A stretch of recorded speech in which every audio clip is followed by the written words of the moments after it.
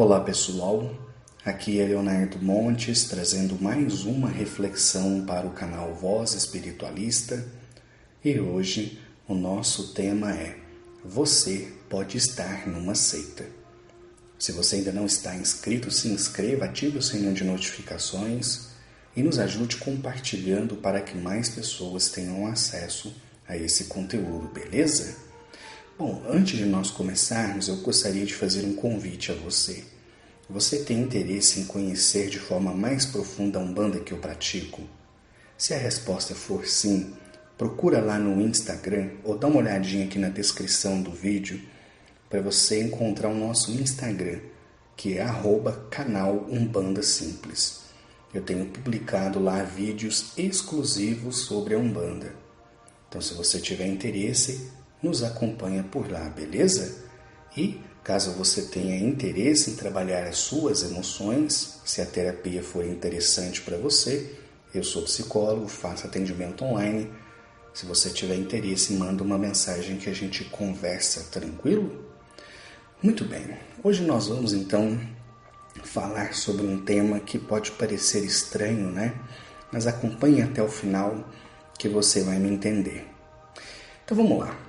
Quando você pensa em seita, o que vem à mente? Várias pessoas vivendo em comunidade, isoladas do mundo, seguindo alguma doutrina apocalíptica de forma rígida? Se for, com certeza isso se aplica.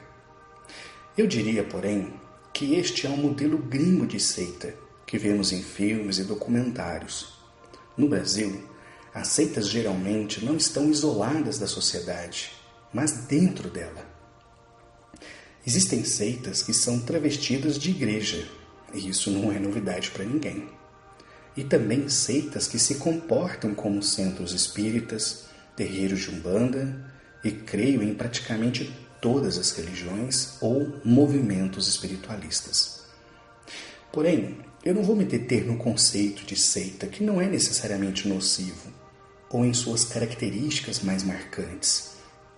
Eu vou contar a vocês porque hoje eu penso que também já fiz parte de uma seita. Dos meus 21 aos 24 anos, eu fui voluntário em um centro espírita, que para mim, pensando hoje, infelizmente era uma seita. Nós não estudávamos nada bizarro ou fora dos padrões espíritas. Pelo contrário, era tudo muito comum. Estudo das obras de Kardec, estudo sistematizado, etc. Contudo, este centro tinha enorme foco na caridade. O trecho de O Evangelho segundo o Espiritismo, fora da caridade não há salvação, era quase um mantra. No entanto, as pessoas que compunham a mente deste centro faziam uma interpretação radicalizada do que seria caridade. Este centro realizava um enorme trabalho de assistência social. Bazares, almoços coletivos, doações de roupas, cestas básicas, materiais escolares, etc. Era realmente um trabalho muito bonito e que, sem dúvida, ajudava muitas pessoas. O trabalho social acontecia aos domingos. Eu chegava mais ou menos pelas 8 da manhã, ajudava a servir o café da manhã para as crianças e em seguida fazia o trabalho de evangelização infantil. Depois a gente tinha uma reunião com os pais e, por fim, era servido o almoço. Incontáveis domingos foram assim para mim e também para minha esposa, na época namorada. E eu me sentia muito bem por participar de tudo isso. Porém, o discurso do presidente era sempre muito duro em relação ao voluntariado. Eu costumava dizer que ele era um espanta-voluntário, pois exigia tanto dos trabalhadores que raros permaneciam muito tempo na casa. Eu me lembro de uma senhora que se dispôs a auxiliar nas reuniões públicas, conduzindo as crianças para uma salinha, onde cantavam, brincavam, contavam histórias, para que os pais pudessem ter um pouco de sossego durante a palestra. Só que ela acabou desistindo. O presidente viu ali a oportunidade de fazer uma segunda evangelização. e passou a incentivar as famílias a trazerem mais crianças. E ela acabou sozinha, com mais de 40, no que devia ser, como era inicialmente, apenas uma atividade recreativa, para que os pais pudessem participar dos estudos sem tanta criança fazendo barulho. Eu me lembro que em várias reuniões o presidente comentava sobre a importância da caridade, o quanto devemos fazê-la para que pudéssemos evoluir espiritualmente, e como tudo que fazíamos era pouco. Haviam pessoas que chegavam neste centro por volta das 6 horas da manhã e saíam apenas ao anoitecer.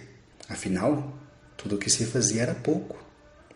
Várias vezes eu me lembro de vê-lo dizer na cara de alguns voluntários que estava decepcionado com a falta de empenho dos mesmos, que não queriam passar o domingo todo ali dentro. Eu mesmo ouvi isso, mas como sempre fui muito direto, acabei não tendo muitos problemas. Lembro quando ele me disse, brincando assim pela tangente, que o trabalho que eu realizava era muito bom, mas que seria melhor ainda se eu me dedicasse mais. Ao que eu respondi que já fazia mais do que me sentia obrigado, ainda mais pela minha idade. E eu nem preciso dizer que nunca mais o assunto foi abordado.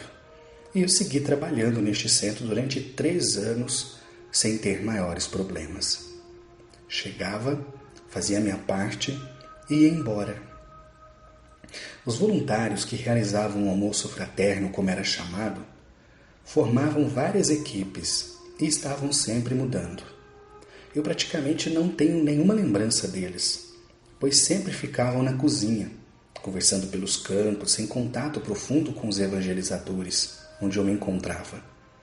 Neste tempo, o presidente deste centro já não trabalhava mais profissionalmente, bem como algumas das pessoas que formavam o núcleo da casa. Eles haviam deixado de lado o trabalho profissional para viver da caridade, ainda que suas famílias pagassem o preço dessa escolha. A palavra do presidente era tida como lei, e as pessoas tinham um estranho fascínio por sua personalidade. Inicialmente, eu tive uma boa impressão do trabalho que ele realizava. Porém, isto começou a mudar quando, num belo domingo, ele apareceu com um político local, se derretendo em gentilezas e sorrisos. Naquele almoço, o tal político, que depois ficou nacionalmente conhecido por escândalos de corrupção, fez muitas promessas. Disse que iria ajudar o centro, doaria um terreno, etc. Eu era jovem na doutrina, mas fiquei muito contrariado por não concordar com o palanque político no centro. No entanto, a maioria das pessoas parecia hipnotizada pelo entusiasmo do presidente, que falava emocionado sobre como seria tudo lindo se isso se concretizasse. Acabou não dando em nada. Não haviam reuniões mediúnicas nesse centro, apenas palestras, evangelização e um estudo básico do espiritismo, e qualquer opinião contrária à voz da maioria era caridosamente deixado de lado, às vezes de forma bastante ríspida, e assim os anos correram. Um dia, porém, começou a surgir rumor de um caso de traição conjugal dentro do centro. Inicialmente eu não dei muita importância, achei que era fofoca. No entanto, algumas vezes surpreendi discussões acaloradas, principalmente entre os voluntários do almoço fraterno. Depois disso, estranhamente, percebi que não tínhamos a oportunidade de conversar sozinhos na casa. Alguém ligado à diretoria sempre estava presente. Era uma rodinha de conversa e chegava um penetra. Na época, eu achei aquilo estranho, mas não dei muita importância. Um dia, porém, o escândalo surgiu. O presidente do centro foi pego tendo um caso dentro da instituição. O fato por si só já seria muito bizarro, porém ficou ainda pior. Ele era casado. A mulher também era casada e ambas famílias eram voluntárias da casa. A coisa se espalhou como um vento. Inicialmente, eu não acreditei. Não porque não acreditasse que ele seria capaz de trair a esposa, mas porque era inconcebível para mim que ele fizesse isso no centro. Afinal, ele era o presidente, fundador da casa. Ele sabia a importância que um centro espírita tem. Como teria coragem de fazer algo assim, meu Deus? Porém, ele teve. As famílias foram rachadas e houve até ameaça de morte do marido traído, que, diga-se, era um dos mais aplicados voluntários da casa e que, pelo que eu soube depois, decepcionou-se tanto que se afastou em definitivo do espiritismo. O presidente do centro negou tudo. Disse que eram fofocas, artimanhas das trevas, mas depois que a poeira baixou, assumiu o relacionamento com a referida mulher, com quem convive até hoje. Neste meio tempo, ele se divorciou da esposa, que abandonou da noite para o dia, bem como se afastou dos filhos, nunca mais tendo contato, a menos que procurado. Uma parte do voluntariado se indignou frente ao que aconteceu e se afastou da casa. Porém, uma outra parte, um núcleo mais duro, permaneceu e varreu caridosamente o escândalo para debaixo do tapete. A essa altura, eu já estava afastado das atividades, pois havia começado meses antes a trabalhar numa escala de 5x1, não tendo mais todos os fins de semana livres. Quando a bomba estourou, eu me desliguei de vez. Um dos casos mais lamentáveis ocorreu com um dos professores de evangelização, que sofreu um surto psicótico. Ele ficou internado no sanatório espírita e nunca mais se recuperou. Ele dizia não precisar de bens materiais, pediu demissão do serviço e certo dia surtou em sua casa, dizendo-se Jesus Cristo. Na época, dizia-se que foi descuido dele, estava obsidiado. Porém, hoje eu penso que existe uma parcela de responsabilidade em tudo que ele ouviu dentro do centro. As pregações fanatizadas sobre a caridade, o desinteresse material, a dedicação ao trabalho no bem de forma frenética, etc. Então, quando eu paro para pensar em tudo que vivi, percebo que estive, na verdade, numa seita. Não como aquelas americanas paranoicas, mas numa seita brasileirada, tendo como pano de fundo o espiritismo e uma dedicação severa à caridade, que fez com que alguns de seus membros simplesmente parassem de trabalhar e praticamente abandonassem suas famílias para sobreviver das doações que a instituição recebia e por amor ao ideal, como eles diziam. Mas graças ao bom Deus e à minha personalidade forte, posso dizer que saí ileso, embora nem todos tenham conseguido. E este é o ponto mais importante dessa minha reflexão. Ao longo dos anos, eu observei os comportamentos que, para mim, pareciam exagerados, apaixonados e até mesmo fanatizados. Mas eu interpretava isso como sendo parte das dificuldades naturais de cada um ali dentro. Como eu chegava, fazia minha parte e ia embora, acabei não tendo laços mais profundos com os demais voluntários da casa, o que de alguma forma me poupou da doutrinação severa que existia fora dos estudos. Então eu posso dizer que eu tive sorte, digamos assim. E, com o passar dos anos, principalmente através da internet, eu tenho conversado com pessoas que também estavam inseridas em casas de fé que tinham comportamento de seitas. Na maioria das vezes, o desespero para sentir-se pertencente a uma casa, de fazer parte de uma causa maior, fez com que estas pessoas fingissem não ver os problemas que ocorriam na mesma. Situações de abuso físico, mental e até mesmo sexual, infelizmente, não são raras. Assim como não é raro que as pessoas que estejam ao redor da figura magnetizante do líder acabem por encobrir os erros que são cometidos. Quantas pessoas já me procuraram relatando situações assim?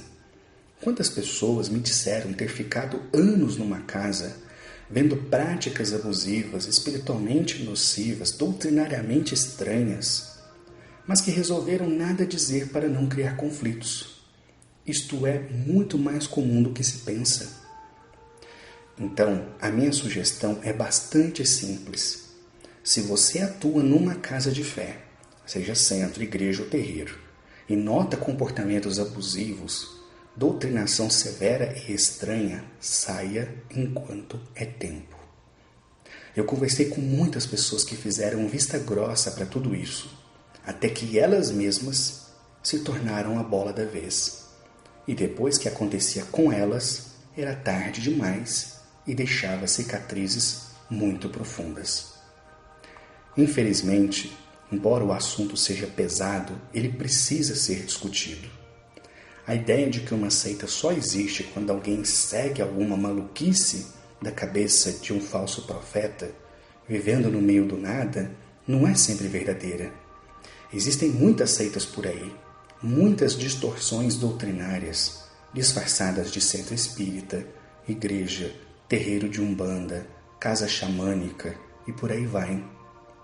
Eu me lembro de um colega de trabalho cuja mãe estava com câncer e que foi induzido pelo pastor da igreja a fazer uma oferta na fogueira santa para que Deus curasse a sua mãe. Ele vendeu o carro e a casa, os únicos bens que possuía, e deu tudo à igreja, e a sua mãe morreu. Passado o turbilhão emocional, com a cabeça mais fria, e aconselhado por amigos e familiares, ele viu que o que havia feito era um tremendo erro e procurou o pastor para que o dinheiro lhe fosse devolvido. Resultado, briga na justiça por anos. Quantas mulheres já me procuraram dizendo que visitaram terreiros em que o pai de santo lhes disse que para se curarem precisariam se submeter a uma magia sexual. Teriam que se deitar com seu Exu e coisas equivalentes. E acreditem, quando a pessoa está fragilizada, desesperada, ela é capaz de tudo.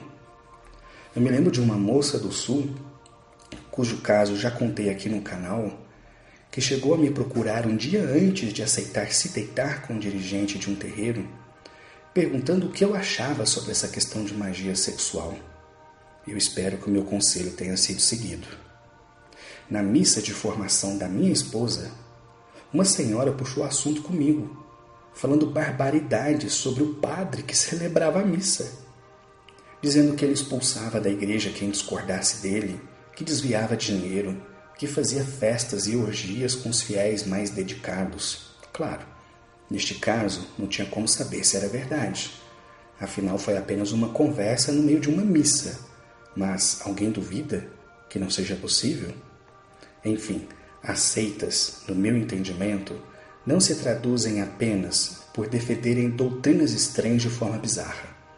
Elas podem surgir em qualquer movimento, qualquer religião, formando um núcleo que apoia as ideias sem cabimento de um líder carismático e arrastando fiéis ingênuos até a beira do abismo.